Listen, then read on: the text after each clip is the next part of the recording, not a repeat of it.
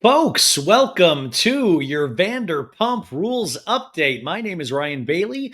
I haven't done one of these in a while. I haven't done these, I don't think, since the show ended. But it feels like the show, the 10th season, really never has ended. We've been this extended period of continual news stories. We are bombarded with new Vanderpump stories every day because you got to strike while the iron's hot. Everybody is taking their opportunities that they got from this season being so successful. So there is a bunch of stories we're going to go into. Maritza Lopez, who works with me, made this amazing list. So we're going to go story to story, and yeah, we'll talk a little bit about Tom Sandoval's podcast, dude.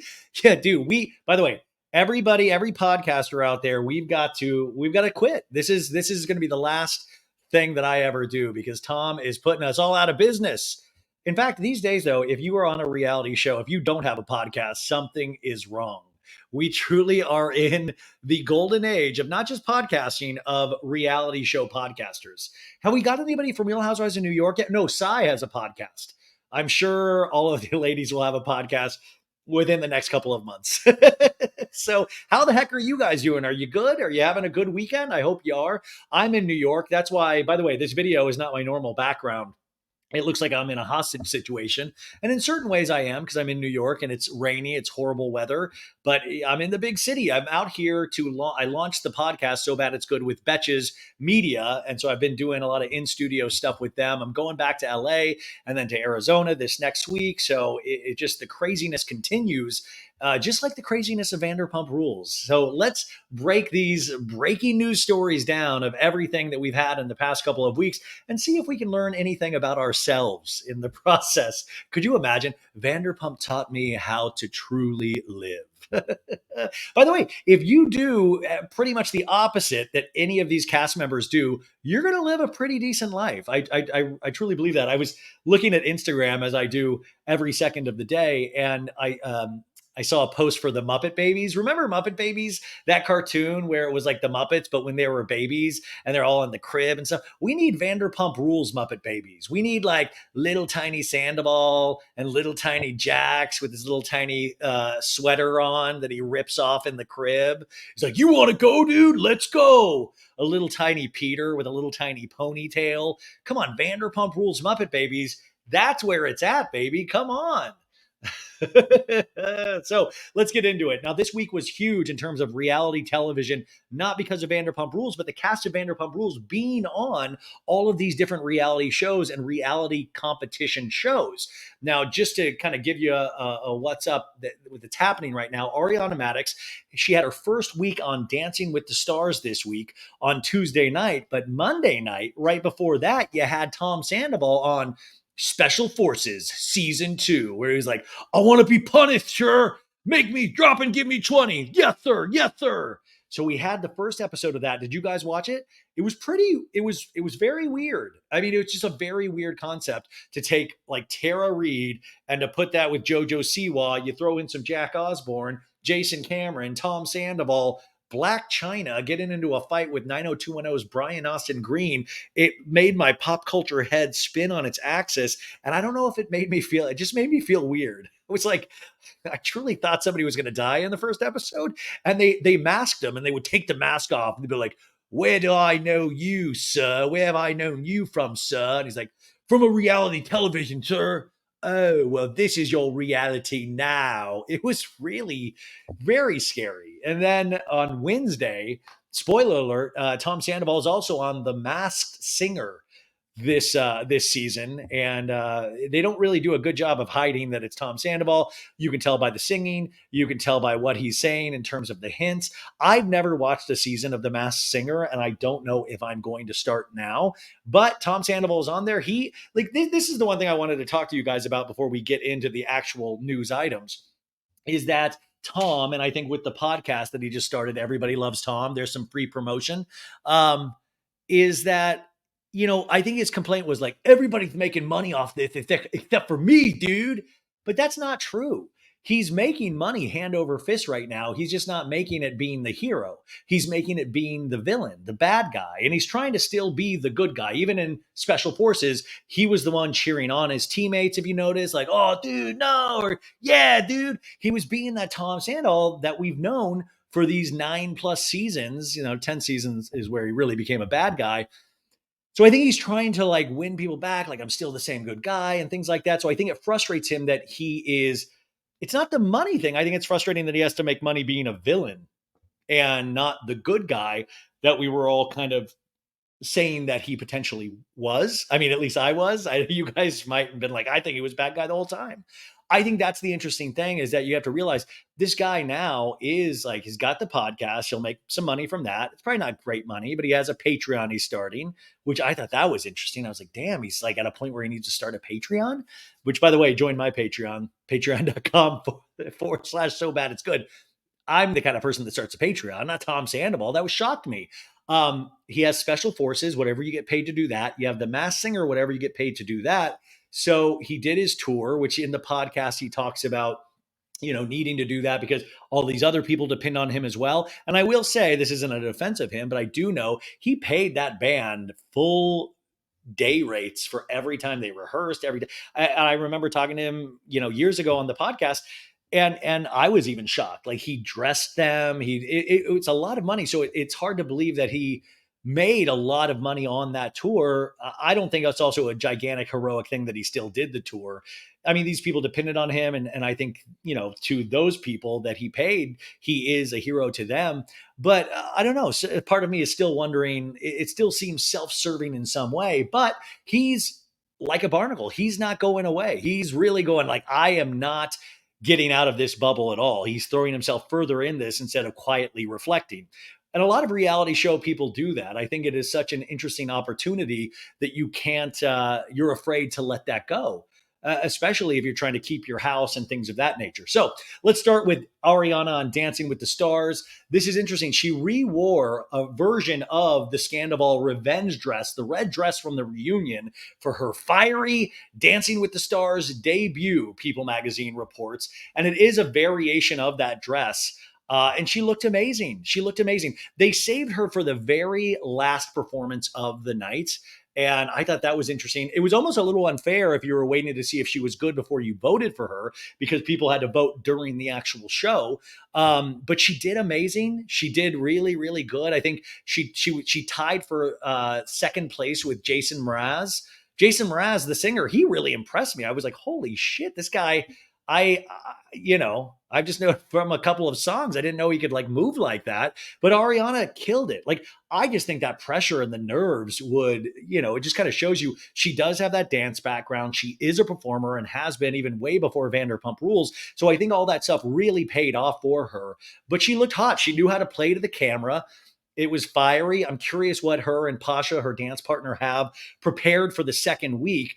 And her little package, her video package before she performed, talked all about the scandal of it all. And they really kind of leaned into, Carrie Ann Inaba, one of the judges, was like, this is for all the cheaters out there. Don't do it. I hope, because Ariana is so talented, that as the weeks continue, we get away from the cheating narrative, because I think she's just talented regardless of any of the cheating stuff. And I think this is what is great on a show like this, that it can expand her reach beyond just Vanderpump Rules, that this is a really great opportunity for her in a way that The Masked Singer is not. The Masked Singer is fun. It's kind of like has some Gong Show elements. If anybody remembers that show from the 70s, it's silly, it's funny, things like that. I mean, Nick Cannon hosts it, for the love of God. So this is a little bit more serious, but it can take her reach beyond Vanderpump Rules and really show people that she is talented in, I think, a really real way. I'm curious what you guys thought of that performance. Let us know in the comments.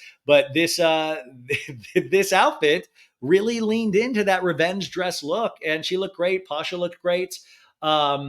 In her package, she said, feeling like you were a joke to your partner of 9 years and your best friend is devastating. But I want to show other women, none of that stuff has to hold you back. This is going to be a more confident, fun, and vibrant version of myself because I don't need anybody else. I love me. I hope there's some kind of dance where it's like there's like dancing pins and batteries. Like, you didn't stock the pins and batteries, dude. I hope that we have like dancing pins and batteries. That'll show people too, as well. So I voted for her a bunch of times. Remember, you can vote by texting and you can also vote online for a total of, I think, 20 votes. And I was happy to do that. I did notice a couple of slight missteps with the feet.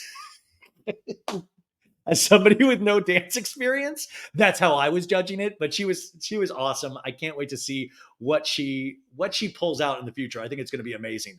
Okay. Our second big news stories of the week with Vanderpump, Tom Sandoval is officially becoming a podcaster. That's right, folks. The voice that we've all been wanting to hear more from, LOL. Tom Sandoval has started his podcast, Everybody Loves Tom. I think it hit number 2 on the charts, which, if you are a reality star with a certain fan base, villain or hero, Jax Taylor or not, your podcast better hit that top 10 that first week. What my curiosity to be with Tom is, will he be able to really do this for the long haul? Does he even want to do this for the long haul? Now, Jason Bader, his show's drummer and also manages pretty much, I think, the band related things. He is, I believe, the producer on this podcast and is one of his co-hosts on this. They also have Kyle Chan.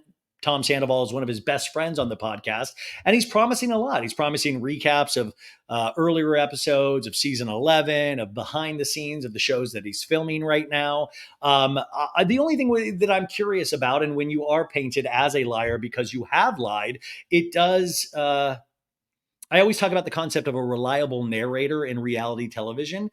Of, we can trust certain people in reality television shows to let us know the truth. And I think Tom, for a lot of intensive, in a lot of ways, is not a reliable narrator at all anymore. So it's hard to hear his side of the story when in the back of a lot of people's head, there is that sneaking suspicion of like, well, this could potentially be lies. In fact, I was watching Up and Adam Live, who I love. Adam was doing a TikTok saying that even in the first episode, he talks about that the producers of Vanderpump Rules dangled a carrot by saying, you can do the second season of Winter House if you film a scene with Lisa and Sheena.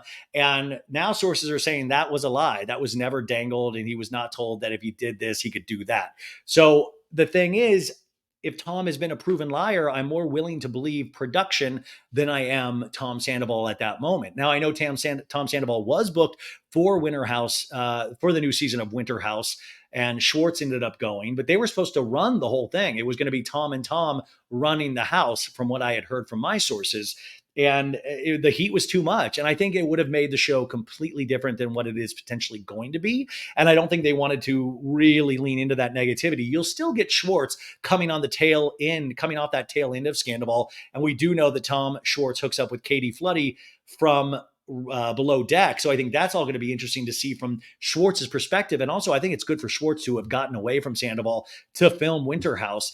But he is doing this podcast, Tom Sandoval. And what did you guys think of the first episode? It was, I think, 43, 44 minutes, much shorter than mine. I think Tom has always had trouble communicating. So it's good that Jason Bader is there to help things go along. There are a lot of things he does touch on in a very serious manner, saying that he possibly wanted to unalive himself during this. And you can't joke about stuff like that. Even if you don't trust Tom Sandoval, if he says something like that, you got to take that very seriously. My only concern with this is that, and not to stand up for Rachel, the artist formerly known as Raquel, is that even if you dislike Rachel, she did go to a mental health facility or a wellness facility for 2.5, 3 months, right? She really tried to work on herself, whatever that means to you. And Tom, I don't think, has done the same. I mean, he'll say he went to a therapist, la, la, la. But I think for the lie, the gigantic lie that he did to somebody that he still says he loves, even though he really talks about Ariana with, I feel, a great distaste. And you could just tell in those later episodes that he really seemed to really hold something against Ariana. Even though he kept professing love to her, but it's like, Tom, your actions got you to this point that you were at, not Ariana. It's just the fact that we all championed Ariana was probably incredibly frustrating to him. And I still don't know if he necessarily understands that he is the person that wrote his future, that he is responsible for the, for every action there is a reaction. And I don't think he still understands the reaction, because I don't know if he's really looked into enough of why he made those actions in the first place, what he chose to do. I think he thought he was being slick, that he thought he could take on the world. He also talked about being sober since April. He was drinking a lot. He said he would just work out and drink. Dude, I would just work out and drink, dude. I champion that. That's amazing that he is sober. That's great. And I mean, I wonder though also if he is sober from everything, because I wonder if he still partakes in drugs. I wonder if it's just alcohol. I'm curious about that. Also, I found it very confusing in the podcast with Kyle Chan was his guest, and Kyle's on there to promote his whiskey brand. And that's some mixed messaging if it were. And then they make a joke of like, Tom's like, well, I could take a sip, dude, I could come on, dude. So I don't know. It's a little bit of a mixed messaging. I don't think I'll tune in every week. I'm sure I'll get plenty of updates from you guys. Are you going to be tuning in every week? I just think it's hard to hear behind the scenes stuff. And we've already been proven that he's lied a couple times in the initial podcast, and that I don't think he truly has the proper amount of reflection on his own behavior to give us that first person account that we might be desperately needing. I'm looking to you, Bethany Frankel. Can you come in and do a killer interview with Tom Sandoval? JK. But we'll see what happens. We'll see what happens. We'll see if he can continue on a weekly schedule. These are all things that I think Tom, we've seen him get really passionate about side projects over the years, and some of them go by the wayside. And that's just probably, when you're giving all these opportunities, you want to say yes to everything. And I think he might be in a certain financial situation where he does want to stay in that house. So we'll see if he truly has his heart in this, and if he can become a more effective communicator through the process of this. I'll be very curious about this. We just did talk about he was bribed to film Pump Rules. We just talked about that. We talked about the suicidal idolations that came with that. And it really does have to be, he did say one thing that really hit me is that, you depression and people's feelings, sometimes when you harm yourself, or even have those thoughts, they're sometimes fleeting thoughts. Sometimes they're planned out and thought about so long, and you finally, unfortunately, do something to harm yourself. But sometimes they can just be fleeting thoughts. It could be just the worst day of your life. And it's like, U2 has this song Stuck in a Moment that you can't get out of, about the singer Michael Hutchence, rest in peace, from the band In Excess, who I love. And he had unalived himself, and that song is about him. But just these moments, and it is, you don't want anybody to harm themselves in that way. So I took that part of it very, very seriously. And in that, I really felt for him, because yeah, there was a lot of hate, but also he didn't do himself any favors. And I think in a sense still isn't, because he still has not been able to communicate exactly why he did these things in a proper way. And every time he would, it just, for me, it came off like complete anger towards Ariana. It felt like, why, like, I don't know. And there was also a little bit of narcissistic tendencies. We can't diagnose anybody, but it did seem like he was so into himself that he wasn't thinking about anybody else's pleasure except for him, because he couldn't even be honest with Ariana about this other relationship that he allegedly was falling in love. But also at the end of the day, I think he didn't have the balls to do it. He thought he could have his cake and eat it too, or whatever that saying is. But the sobriety, he says it saved his life. I think that's truly amazing if it did. And by the way, that's so much pressure when you do work around that, when you work in that industry, and when, you are known as the drink maker, of somebody that wants everybody to have a good time, which I think he genuinely is that person that wants everybody to have a good time. That kind of person, you don't need to be a complete truth teller. You can be a liar and also somebody that wants everybody to have a good time. Humans are really complex that way. Have you noticed that? We contain multitudes. And I think it'll be very interesting to see how this season plays out. I'm also, at the end of the day, curious if he is telling the truth about this. That's the thing that sucks, is when you have, like I keep saying, when you have been caught in lies, it does make you question the truths that people come out with. Is that, can we trust his narration of this story. And hopefully, maybe he can make some sense out of this for himself. But I hope this is just not part of some overall campaign to try to win people back. But I will say, I think it's probably already worked for some people. Somebody already said he did, the promos for the podcast. He did. He like took his shirt off and he was, came and sat down by the mic and they're like, Tom, this is a podcast. You don't need to take your shirt off. The audience won't know that you have your shirt off. And he's like, they'll know, dude, which was cute. It was funny, right? It was funny. And he really is capitalizing in one of the promos too about all of the celebrities and people that have said they hate Tom Sandoval. They hate Tom Sandoval. And using that for the podcast, which is a really smart move in terms of marketing. But I think once again, it kind of still takes away from any personal responsibility. And first episode is hard for any show, but it was very obvious he was still not really having any kind of personal accountability. I mean, that's how it read to me. I still don't think he truly gets it. And I think, when you start using these things as jokes, you better be really far away from it and really have a good grasp on your part in all of this. And he had the biggest part in all of this. He truly did. And I think it's very interesting. And he does talk about the Rachel Leviss affair in this. And how he talked about, Rachel could only make one or two phone calls every day and he would wait for those phone calls. He would wait for the phone call, right? He would wait for that phone call, but sometimes he didn't know when it was. So he would just be waiting around. And I still think, Rachel made a very smart decision, if that decision is true, to get away from Tom for her own mental health. I'm really curious about more of the details in that romance because he said, yeah, we were talking all the time, after the scandal broke. And then obviously she went to this mental health facility. And I think as she probably, or what I would imagine, once she got further and further into this therapy, maybe started waking up to the fact that this wasn't a good relationship, that it wasn't built on trust, that there was a lot of lies coming from Tom Sandoval that we found out. The one thing that he was telling Ariana was different than what he was telling her. He got caught in more and more lies. He was still having sex with Ariana a couple times, not to the amount that he wanted, and he was having sex with Rachel. And I think that might have been a little bit of a wake up call too, is that he was potentially lying to everybody involved in this situation. But he almost paints himself out to be a victim in this when he was like, I'm waiting around for phone calls, dude. And it was just all of this. I don't know. I think this man needs intensive therapy like Rachel did. And I hope he can be financially secure enough at some point to get this before it is too late. So, because he is successful, he does have his rest of his life ahead of him. And I think these problems are going to keep popping up. I mean, he keeps now saying in the press that they're like, I'm single for the first time in my life, dude. But at the same time, we know he's like hooked up probably on the road. He's been spotted with a bunch of other women. He stayed at that one girl's place in Austin, as we've done news stories on in the past. So I believe he's probably out there doing the hippity dippity with a lot of people. He's just, for all intents and purposes, single, which is a step for him because in the past he's gone from relationship to relationship. I mean, now we know the truth that he was starting with Ariana when he was still potentially in that relationship with Kristen Doty, that this might have been a pattern for him. But if this is the first time he truly is single, that's got to be feel so foreign for him that I hope he has the best therapist in the world that he's not just doing one session a week with.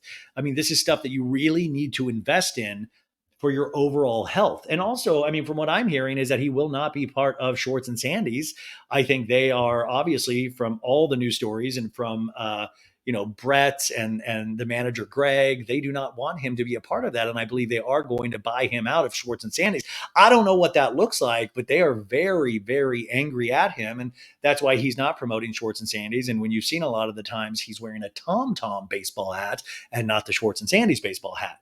But imagine that, like, I'm curious from Schwartz's perspective what that's like. But he's hurt a lot of people, not just audience members, but actual business people that he's in business with. So it's curious when he tries to flip that and paint himself as a good person again. I mean, at some point, I just think he needs to be like, I was a complete failure as a human being in a lot of ways, on top of being a business partner in so many ways. As Schwartz said on Watch What Happens Live, he got lost in the sauce, dude. But I want full accountability because there is that part of me, and maybe I'm a fool, that I believe there is this good person in there. There is this person that wants to do the right thing, wants to do good things, but started doing some really, really bad things. I don't know. it's very interesting, even as the audience, to get some distance on this. But I'm telling you, when you come on and don't paint yourself as the victim, or just try to do like money grabs and stuff, it still kind of is in that same pattern of like, dude, like what truly matters to you? I'm curious. Like, and you keep talking about being this great friend when you couldn't be honest with business partners, long-term love relationships, and things of that nature. So these are all things that I hope season 11 dives into. Who knows how in depth they will be. And I'm curious how Schwartz feels. We see he went to Life is Beautiful and he hung out with Sheena and Brock at some point. I'm curious how they got to that part of their relationship that they are talking again. I hope those are all answered, because I think for the audience, we don't have those things, the information to fill in those blanks. So Sheena and Brock might be fine with him right now, but as the audience, we're like, wait a second, how did that even happen? We're still mad at him. I noticed Sheena was in the audience for Dancing with the Stars for Ariana that first night, and she seemed so happy. And I do believe you can be friends with both people, but I'm curious just to how Sheena got to forgive Tom, how that actually happened. Okay, moving on. Jax Taylor, Tom Sandoval pretty much brought Jax Taylor back into our lives. He now has Vanderpump Valley, which will premiere on Peacock later this year. Not later this year, early next year. And he is now opening Jax's Saloon in Studio City. He filmed certain episodes for season 11, as we know. And Jax even was like, come on, leave him alone. Tom's, we all make mistakes. So something must have happened with their relationship. But Jax Taylor in page 6 is calling out Tom Sandoval for seemingly trying to steal the spotlight from Ariana Madix with Dancing with the Stars, because the day after this Dancing with the Stars is when he announced his podcast. And Jax is quoted as saying, I'm happy for him, but I think he should have launched it the day after Ariana's Dancing with the Stars. I guess it was launched the day of. He should have launched it the day after Ariana's Dancing with the Stars. I think that was bad PR. And the fact that he's trying to redeem himself and make himself a better person, whoever told him to announce this the day after, not a good move, Jax continues. I don't understand why he couldn't have announced maybe a week later. I love now that Jax is like going over in his head. He's like, let's get a calendar out. When should he have announced? But he says that having a podcast will be a great outlet for Sandoval. Yeah, everybody, start a podcast. It'll be a great outlet for everybody. Anyways, Jax also goes on to compliment Ariana. I think she killed it. She did amazing, and I'm so happy for her. She's such an amazing person. Wow, the ghosts of old Jax Taylor. What have you said in the past about Ariana? You made fun of her mental health or sexuality, but I'm glad Jax is at a good place with Ariana. I hope that is truly his true, real feelings. And I'm curious why he's sort of pseudo complimentary still about Sandoval. And also, Jax and Brittany have a podcast right now. So listen, I think Jax should pull a full Howard Stern and go, I'm coming for you, Sandoval. Do go WWE wrestler with it. Our podcast is gonna kick your podcast ass. Like, I want full on shock jock wars, but with reality stars. I want Howard Stern fighting against Mancow just with reality stars. Come on, that's what we need, Jax. I want Jax to call out Sandoval and say, your podcast is, I'm gonna rub your podcast dick in the dirt. Yeah. And Sandoval's like, dude, I'm gonna take you on, dude. Dude, these men hold so many secrets for each other still. Do you know how much information both of these men have on each other? That's the shit that I'm super, super curious about. The two have had a rocky relationship, as we know, with Jax and Sandoval. But Jax says he did have the opportunity to sit down with Sandoval, and he offered some words of encouragement. Jax says, I said to him, hey, listen, I don't agree with what you did to Tom Schwartz. I love that it's not Ariana. I don't agree with what you did to Tom Schwartz. I don't agree with how you handled your bar situation. But other than that, as far as the cheating thing goes, I've done that. So I don't really have a leg to stand on. It's pretty smart, actually. But I said, hey, listen, Tom, I don't know what you're going through mentally. I can only imagine the whole world hating you. So I just gave him a hug and said, if you need me, I'm down the street. And then I moved. No, I mean, that's really, really nice of him.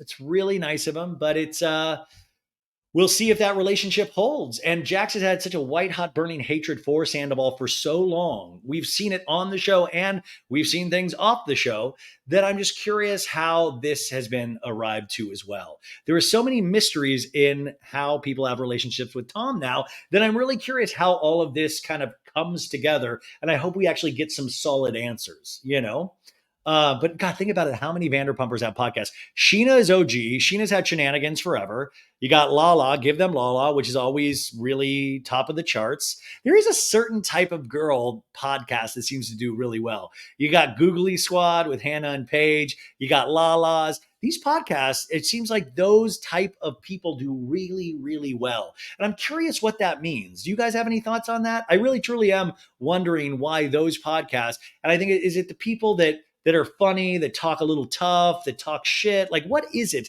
that makes those successful and others not as successful?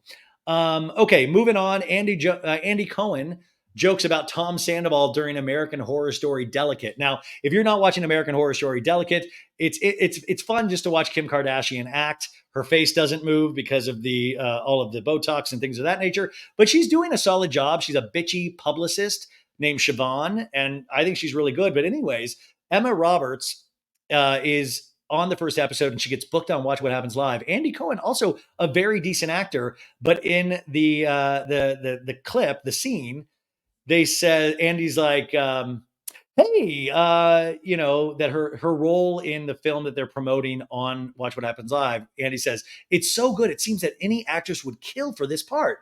And then Emma Roberts says, you're absolutely right. And I did kill somebody for the part, but I can't tell you who. And then Andy goes, well, that was going to be my next question.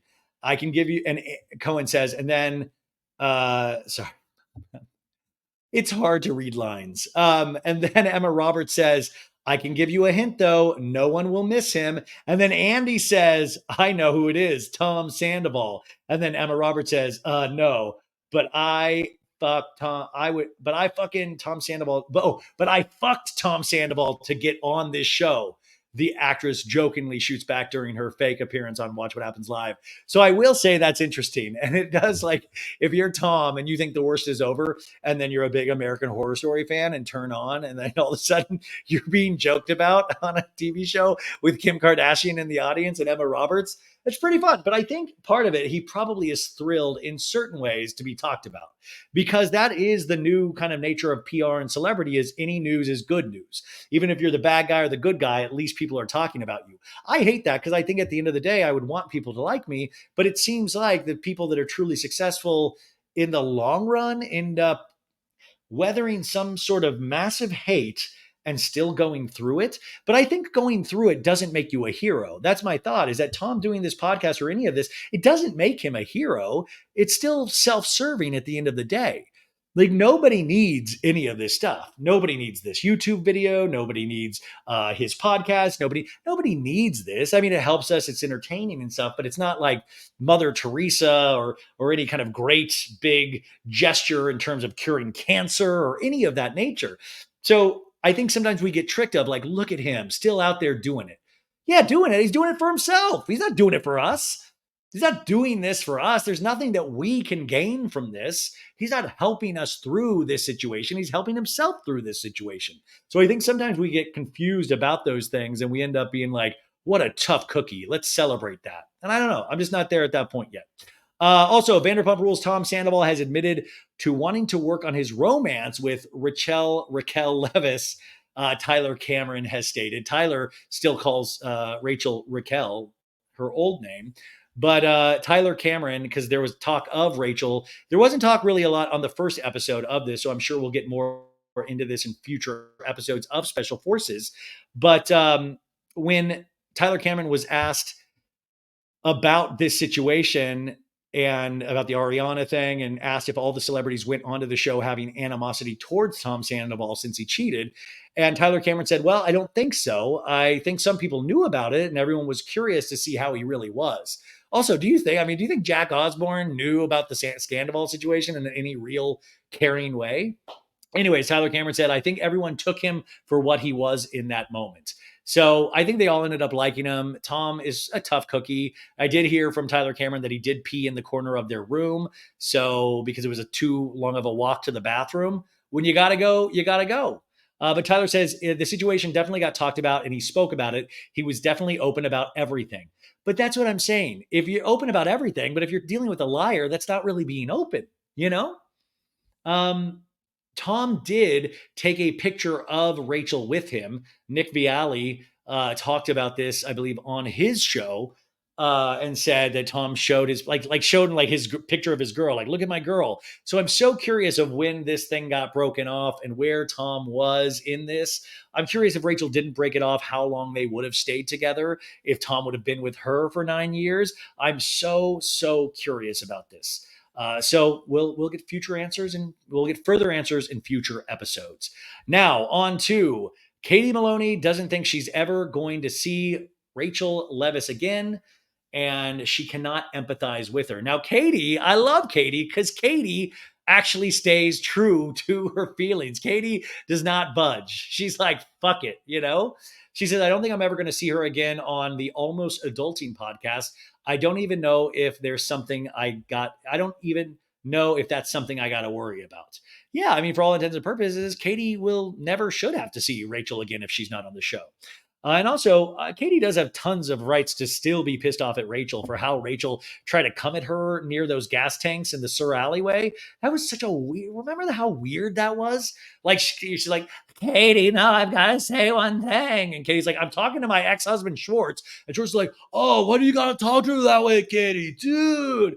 I just want to talk to you 1 second, please.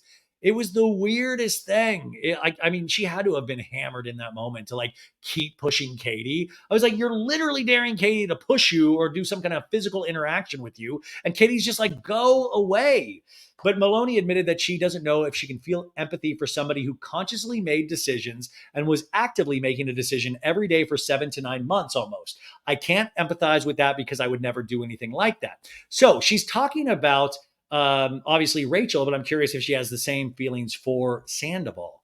So we will find out. I really am curious more about Katie's journey. I mean, I want to know about her dating life from this here on out. I want to know where she's at with everything. Truly, I want to see where her and Schwartz are at. I know they do still talk, so I'm curious how that is going.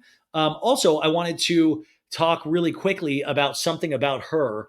Now, there's all this kind of talk because all of a sudden there was like the awning and all of this stuff about something about her that was ready to open, right? And I will tell you from firsthand knowledge that this was supposed to open near the end of August, okay? Everybody says, oh, now the awning's been torn down, the structure in front of it has been torn down, the patio. And everybody's like, oh, this was just a front for the show. It was fake all along. No, it was not fake all along. There's a really kind of simple, annoying, not glamorous answer for this. The people that initially had that building, they had that patio in front and it was not up to city code at all. So they were not aware about that city code. So they had built the whole thing. They had the patio, they had the signage, all of this stuff ready to go. And they were trying to film this for like the season finale for this show. And then the city was like, you can't do that. This is sticking out into the sidewalk, this patio. So they now have had to tear everything down. They've had to get new plans. They're having to rebuild to be up to city code. Now, if anybody has built anything and tried to get permits from the city, even in addition to your own house, I'll never own a house. So, but I have friends that have owned houses and has to do all of this. And those kind of things will take months and months and drag on and on and on. So that stuff unfortunately takes time, but this in no way was ever fake. It was not a bullshit thing for the show. That's just the actual truth of the matter. So they had to tear everything down. It's not that they just tore everything down because it was just for one season of the show, but you'll see that. So that's the answer on that. It's not very exciting. It would be more exciting if it was all fake, but we want to believe everything's fake nowadays. This was actually real.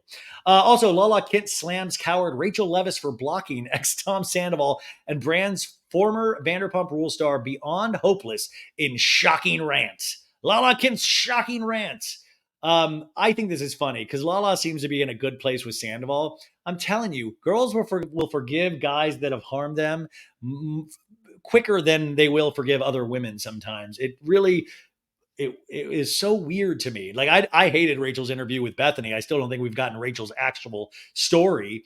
And I think it was just a dumb move. Anybody right now talking with Bethany, because it's such a personal vendetta that Bethany has, not just against Bravo, but Andy in particular. But on an Amazon Live segment, Lala is that's where she said that Rachel is beyond helpless. These Amazon Live things, they I've never watched it in Amazon Live. Like I guess you just go on Amazon Live and just say weird, bizarre shit all the time. Earlier this month, Sandoval posted a groveling birthday message to Rachel, and Rachel screenshotted that and said, "Okay, bye." That was super weird to me. It almost that to me read fake.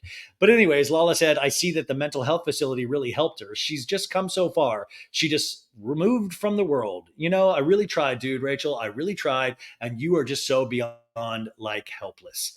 And I think she also went on to say, I still wish the best for her. I hope she's doing good and I hope she finds her happiness. Who knows how truthful that all she meant that is. But, anyways, she added she couldn't believe that Levis blocked Sandoval. She's like, honey, we've moved on. That happened 500 years ago. All right. And if you had something to say, you should have strapped on your ovaries and you should have returned to the show after you blew everyone's world up and you should have addressed it. I don't agree with this. Like, it would have been great to have her back on the show. I don't think it would have been that exciting, and she would have been a punching bag. But also, I think all of these people, not they don't owe a thank you to Sandoval and Rachel. They really don't. But I will say, Lala really was able to capitalize off this in all the right ways. So I think it really helped Lala above anybody. So it's weird when she does have like kind of strong words, but I think people want strong words out of her. That's why people respond to Lala so deeply. So I'm curious. And there's also a little bit of like a showman aspect to Lala. That's why I always think she would make and will make a great housewife one day on a Bravo show. But listen, I feel like Lala talks tough, but then if Rachel showed up, it would be eventually buddy buddy in some fashion. Tom, we had already talked about in a birthday note to Rachel Levis said he missed his friend before he got blocked. Rachel Levis reacts to fans' backlash over Bethany Frankel interview.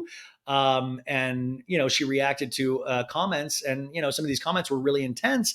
And she just said, to one of these people that they're not wrong in feeling the way that they do. Um, I don't know. I'm curious. Rachel said in the Bethany Frankel podcast that she hoped to start her own podcast one day and help other mistresses and other people's mental health. And that's another thing. I don't know. Like, I think Tom was a hard thing for me to picture him having a podcast just because of how he communicates. But Rachel's another one where I just don't think she is the strongest communicator. Not everybody has to be a strong communicator in this world. Not everybody has to have this amazing podcast. Some people just don't have to. Like, I hope Rachel has this great life. And it seems like hopefully with this therapy, she's kind of on the way to potentially building a strong future for herself. What gets weird for me is when, they start kind of clinging on to fame, or they don't want to do the reality show, but they still want to be famous and get product deals and things like that. And the jury's still out. I was kind of dismayed. I remember when that podcast first came out, because I think initially you had the next day, was it Backgrid took photos of her at a pool, and they were very professional shots. They weren't paparazzi shots, you guys. They just weren't. And I was like, oh shit, she really wants to be in this. So in that sense, I thought it was a really smart decision about being out of Vanderpump Rules, but I'm curious what her next move is. I don't need her to have a next move. I'm not rooting for her to not have a next move. I'm rooting for her to have a happy life. Um, let's see here. Ariana Madix and Mauricio Umansky just realized they have something major in common. Now, both of them are cast members on Dancing with the Stars. I have not read this article yet, but let me guess. Let me put on my Kreskin cap here. The thing that they have in common is they're both potentially being cheated on this year. JK, JK, JK. No, I mean, the thing that they have in common is that they're both on Bravo shows. So, but wouldn't you love to hear like the actual conversations that they have? Would you love if Ariana has information on Kyle and her special friend Morgan Wade? Even though Mauricio did a TMZ interview, a walk and talk interview recently, just yesterday, that said, listen, we are separated, me and my wife. This is my horrible Mauricio imitation that doesn't sound anything like him. But I do know that she has not cheated on me. There has been no affair. That is just her friend. So I'm really curious. Mauricio coming out tough, saying he knows that nothing is happening. And I find that a really interesting statement. But they are separated. And also, Kyle was pictured without her wedding ring on at Dancing with the Stars. So I'm curious what that story is. Are you guys curious about it, or are you over it? It's been a rough year for us Bravo viewers. We're emotionally exhausted. So it's hard to put ourselves in all of this once again.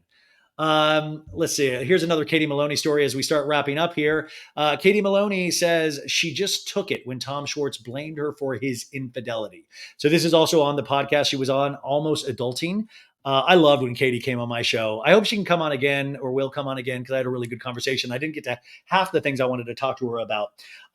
She says, I held on to that relationship obviously because I was in love with Tom. I was envisioning, planning, wanting the future and everything with him. I think I was I was also very much broken. My confidence and self worth and everything was very much broken down.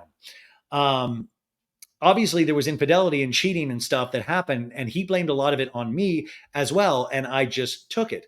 I never felt prioritized. He didn't really have my back or defend me or make me feel supported or heard. I just wanted that validation from him, so I made myself smaller in ways. I lost myself. I was a shell of a woman. It took me working on myself in general, not really because of all of that, but I wasn't feeling great in my body in general. I wanted to boost my own confidence and just start working on myself. And she said, well, this sucks. I'm not the victim. I'm not going to write it too sad of a song. Sorry. Schwartz said, anyways, I'm not going to read that, Schwartz. Anyways, so what I wanted to talk about that though is I think that's dead on right. And isn't it weird with life is sometimes you have to go through these brutal traumatic moments, but sometimes you can use them to lift you up higher. You know, Katie looks the best she's ever looked. People are like rooting for her. I think a lot more people are rooting for her than they ever have been before. And it took this really painful moment to actually push her. And a lot of people take painful moments and it just gets them down permanently. And this is what I'm hoping for Shannon Bedore, not to compare Shannon and Katie, but I want Shannon to take this and really learn from this and have it, pivot her into this amazing direction in her life, because I believe Shannon Bedore can truly, truly do that. Because I'm looking at Katie and it's just like, look how far she has come from where she was in that relationship with Tom. And even though I think she desperately loved him and he loved her or the way he could love her, it still held her back in so many ways. And I think we see that now. And I think she sees that now. So fuck yeah, good for you. Also in the Vanderpump Rules season 11, we do know that Tom Schwartz's rumored girlfriend, or who he was banging, doing the hippity dippity with last year, Joe Wenberg, the hairstylist. They do get into it at the finale, and I think have a couple of scenes through the season. So Joe finally agreed to film. I think that's going to be some good scenes. Amazing. And that's good. Can you believe we just did the whole Vanderpump Rules update? I can't believe it. And there was no jacuzzi.